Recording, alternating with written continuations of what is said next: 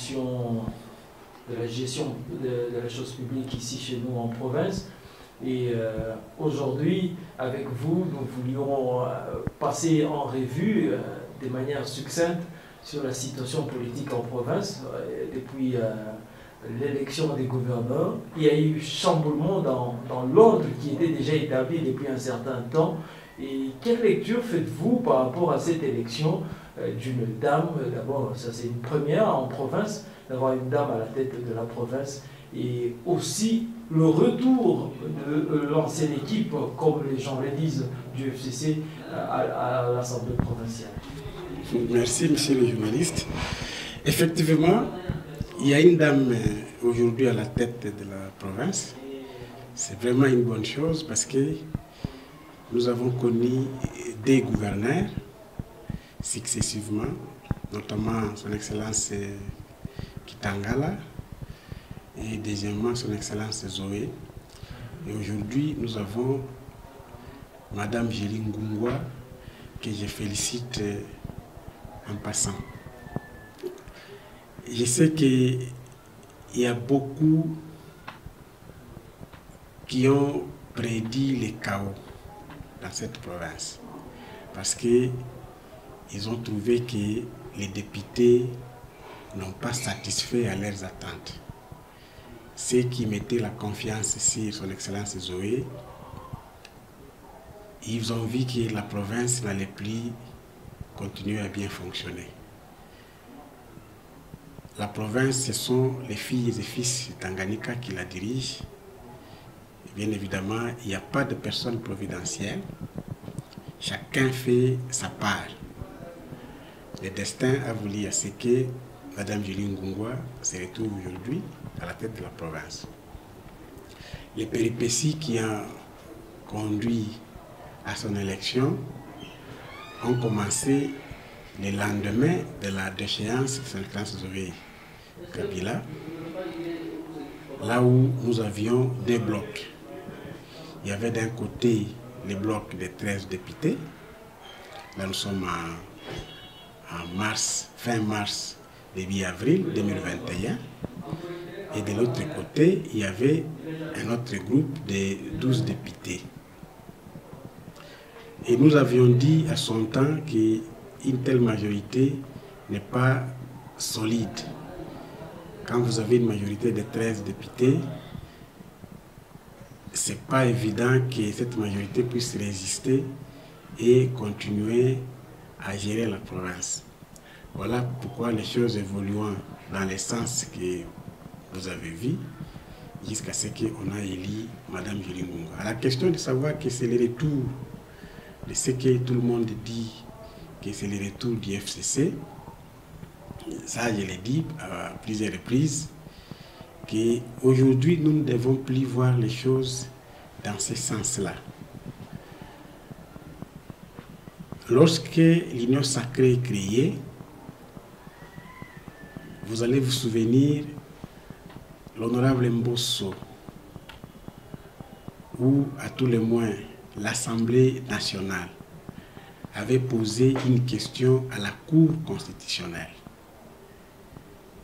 sur la question du mandat des députés, sur la question du mandat effectivement non impératif des députés.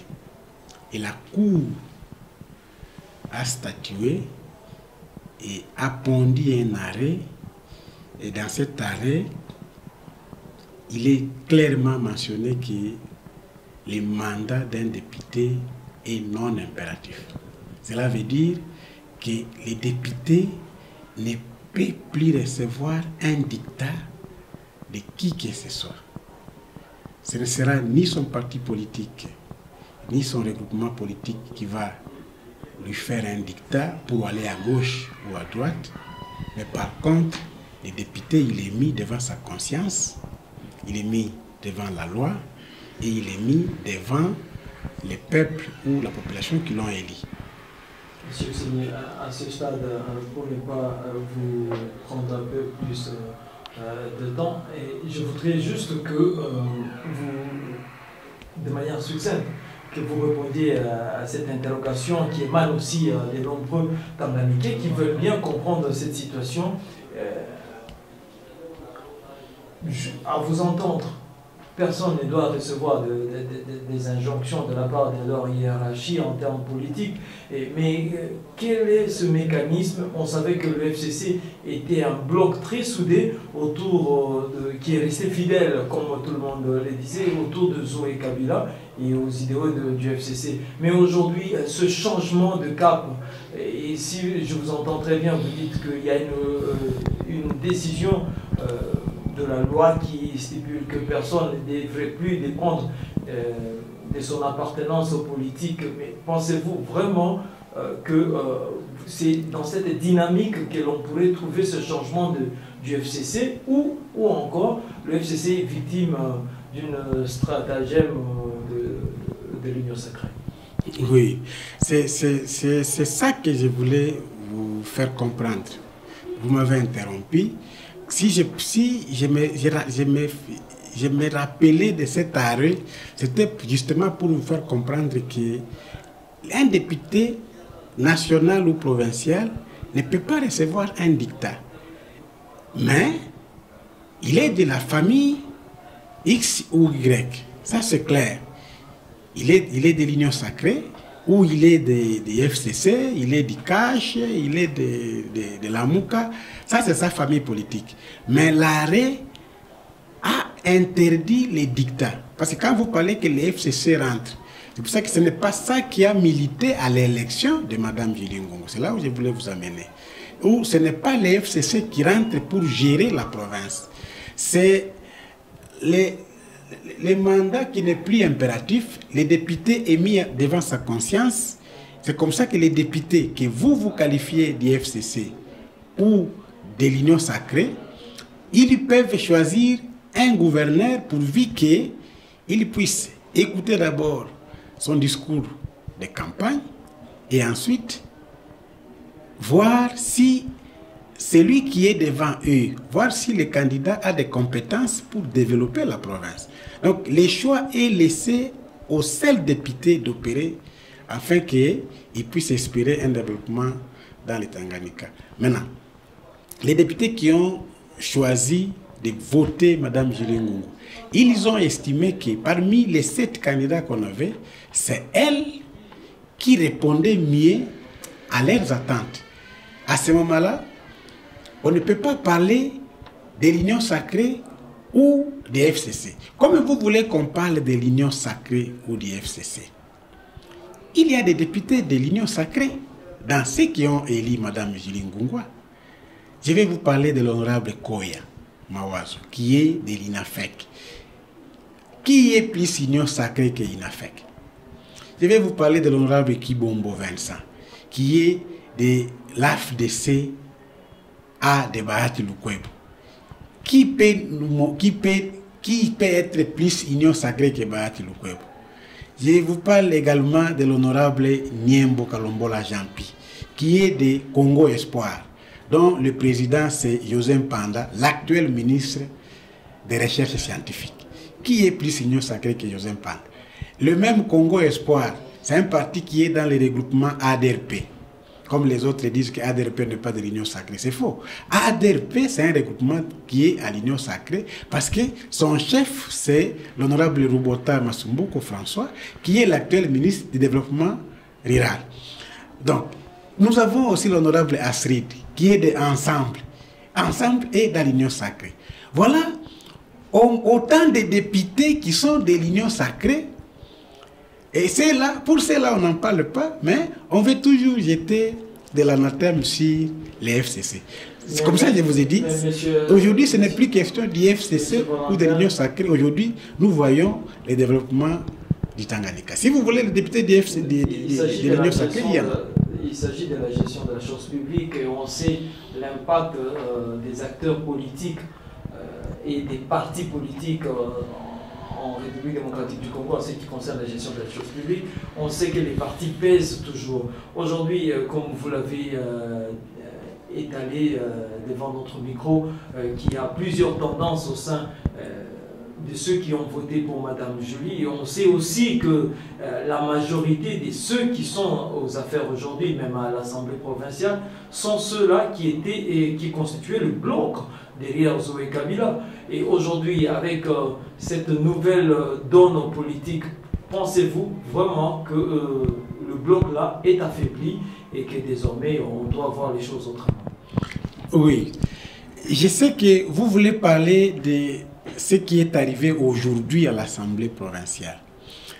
Je vais vous rassurer que les bureaux qui a été élu, en commençant par là, les bureaux qui est là, le tout nouveau bureau définitif qui a été élu à l'Assemblée. Sur les 5 membres du bureau, il y en a 4 qui sont de l'Union sacrée. En commençant par le président. Je vous ai parlé de l'honorable Kakouji Kibombo Vincent, qui est de FDC de Bahati. Donc, je vous ai parlé de l'honorable Nyembo Kalombola Jampi, qui est de ACO, ADP, de Rubota et de José Panda. On descend avec madame l'honorable Astrid, qui est de Ensemble, et l'honorable Kester, l'honorable Kaline de Kavimbo, qui est de AAC. Les 4 sont de l'Union sacrée. Et il n'y a qu'un seul du FCC qui est le PPRD. Donc, nous avons constitué une nouvelle majorité aujourd'hui. C'est parce qu'en politique, il y a des cartes ils peuvent se reconstituer à tout bout de champ. La politique, elle est étant dynamique, avec les ouvertures ou les fenêtres que la Cour constitutionnelle avait ouvertes en se prononçant lorsqu'on lui a posé la question sur les mandats des députés, eh bien, on ne peut pas parler du retour du FCC ou de l'avènement de l'Union sacrée parce que les députés qui ont choisi, ils l'ont choisi parce qu'ils ont estimé que c'est Mme Joly Ngungwa qui va bien répondre à leurs attentes. Ce ne sont pas les dictats des partis politiques parce que les partis politiques restent nos formations politiques. Nous appartenons dans ces partis politiques, comme je viens de vous le décrire, mais les partis politiques n'ont plus à nous dicter sur les choix. On ne peut plus faire les choix de X ou de Y parce que les partis politiques l'ont voulu. Nous allons les faire. Si ça coïncide avec ce que les partis politiques veulent, tant mieux. Mais si ça ne coïncide pas, c'est les choix de l'industrie, c'est les choix du député qui priment. Je voudrais faire un comeback sur cet événement qui s'est passé ici. On a vu une frange n'est pas reconnaître la nouvelle majorité, à savoir l'ancien bureau. Et il y a eu, entre guillemets, nous aurions appris, je donne ça au conditionnel, qu'il y aurait eu une invitation du VPM à Celo, invitant le bureau d'âge, le nouveau bureau d'âge et l'ancien bureau de l'Assemblée provinciale à Kinshasa. L'ancien bureau s'est déplacé pour Kinshasa. Ici, le bureau d'âge n'est pas allé. Puis on a procédé aux élections très vite. Pensez-vous que Acelo était dans la stratégie, comme d'aucuns le disent, dans la stratégie de distraire l'autre camp pour laisser champ libre à l'autre camp? Non, non. Je voulais vous rassurer que dans toutes les assemblées du monde, c'est le nombre qui prime. Lorsque vous n'avez plus la majorité, vous ne pouvez plus diriger. Ça, c'est un principe sacro-saint de la démocratie. Parce qu'en démocratie, on dit c'est le principe de la majorité. Nous avons une assemblée de 25 députés. Il y a déjà 15 députés qui font bloc. Et ils se disent la nouvelle majorité. Avec toutes les deux tendances, et l'Union sacrée et l'IFCC. Ils se sont réunis. Dès que nous avons ces nombres-là, ceux qui se retrouvent dans une minorité, automatiquement, l'élégance voudrait qu'ils puissent démissionner s'ils se retrouvent dans des bureaux, s'ils ont des fonctions. Ils devaient démissionner. L'élégance voudrait qu'ils jettent l'éponge parce que tu ne peux pas diriger la majorité pendant que tu es dans une minorité. La moindre des choses, c'est de venir se rallier à cette nouvelle majorité. À ce moment-là, les cartes devaient se faire autrement. Et puis, il n'appartient pas à la minorité de dicter la majorité. C'est légitime si ils ne veulent pas. Je sais qu'ils finiront par se fléchir et par accepter ce qui est fait parce que c'est fait par une majorité. Revenant sur la procédure. la procédure a été respectée de bout en bout. Nous sommes le 20 juin. Par la voie d'huissier, les pétitions sont introduites à chaque député membre de l'ancien bureau mis en cause. Chacun reçoit sa pétition, pas les voies d'huissier, et même pas les voies des ondes. Que dit le règlement? Le règlement intérieur de l'Assemblée, qui est réputé conforme à la Constitution. Tous les 25 députés ont chacun un règlement. Ils connaissent ce que j'ai dit. L'article 24, in fine, le dernier paragraphe dit, lorsque vous êtes mis en cause, vous devez cesser de fonctionner. Automatiquement. Dès que vous recevez une pétition, vous mettez en cause, vous cessez de fonctionner. Ça, c'est un. De deux, vous préparez des réponses, parce que dans la pétition, il y a des questions. Vous préparez des réponses pour venir répondre 48 heures après. Ça veut dire les 22. Le temps est bien précis dans les règlements. Ils ont réceptionné leur pétition, ils n'avaient qu'à venir répondre dans les 48 heures. Alors, les honorables députés qui étaient même de l'ancien bureau, au lieu de venir répondre, et ils se contentent à aller appeler des badauds à la cité, avec des gourdins, avec des bâtons, pour venir molester les députés en pleine salle de plénière. Ils entrent dans la salle de plénière avec leurs gardes armés. Ils arment même des civils, des militaires habillés en civil. Ils viennent avec des armes, avec des matraques électriques pour brutaliser les députés. À la place de venir répondre, et ils choisissent de venir brutaliser et de venir bouleverser. C'est comme ça qu'on a délocalisé la séance plénière, conformément à l'article 7, parce que l'article 7 dit, lorsque vous n'avez pas la possibilité de vous réunir calmement, vous devez délocaliser la plénière. C'est comme ça que ça a été délocalisé, et ça s'est fait normalement. Ils ne sont pas arrivés, ils ne se sont pas défendus, ils ont été déchus, et par la suite, un nouveau bureau a été élu. Et pour chuter avec cette intervention, quelles sont les perspectives? Pensez-vous vraiment qu'avec cette nouvelle configuration politique, l'on peut espérer que la province peut cette fois-ci décoller, parce qu'on a senti que nous sommes très rassurants que le développement de la province est entre les mains des Tanganiquais, et aujourd'hui nous avons un gouvernement déjà investi, nous avons une assemblée avec un bureau définitif. Tout va aller au mieux avec le concours de toute la population de Tanganyika. Monsieur Ossimi Valentin, nous vous disons merci d'avoir accepté notre invitation. Merci.